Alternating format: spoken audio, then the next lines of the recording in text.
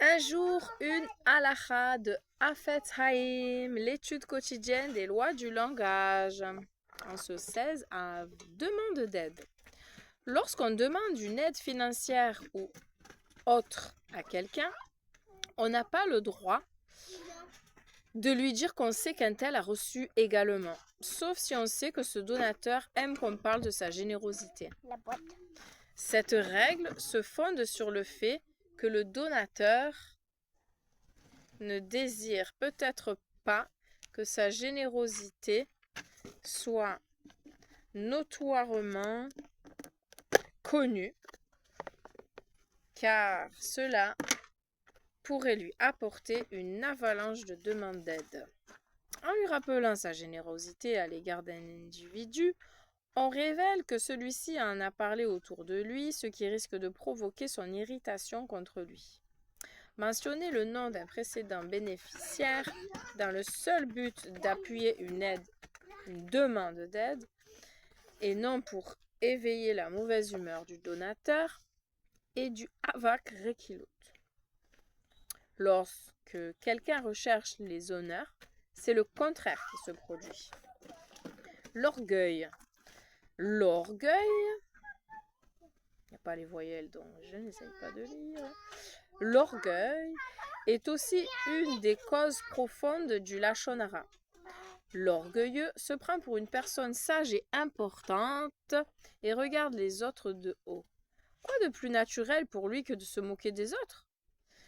Il est aussi plein de jalousie et de haine envers quiconque reçoit plus d'honneur que lui et le considère comme un usurpateur qui s'approprie des privilèges qui lui reviennent de droit. De là à se pencher sur le passé de son rival pour y découvrir des fautes, réelles ou imaginaires, et le dénigrer aux yeux des autres, il n'y a qu'un pas. Le Talmud dit que 4 catégories d'individus ne méritent pas d'accueillir la présence divine. Qu'est-ce que tu fais? Dégueulasse, putain. Les flatteurs, les menteurs, ceux qui disent habituellement du Lachon Hara et les moqueurs. L'orgueil mène souvent à tous ces défauts.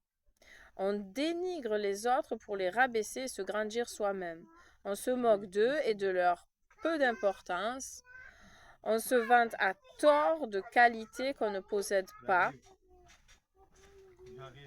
On flatte les mécréants et on évite de les réprimander pour ne pas encourir leur animosité et perdre les honneurs qu'ils prodiguent.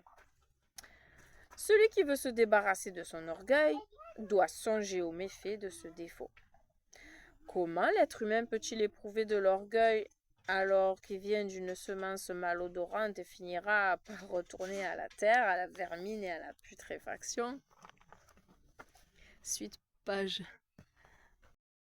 Alors, suite page 412, voici pour le jour 134. Il faut également songer à la gravité du péché d'orgueil, qui est l'un des 365 commandements négatifs. Comme il est dit, que ton cœur ne conçoive de l'orgueil et que tu n'oublies l'Éternel ton Dieu, Devarim 8.14. Et aussi, garde-toi d'oublier l'Éternel ton Dieu. Lorsqu'un homme recherche les honneurs pour lui-même, c'est le contraire qui se produit. Sa réputation diminue peu à peu et il devient un objet de mépris pour les autres.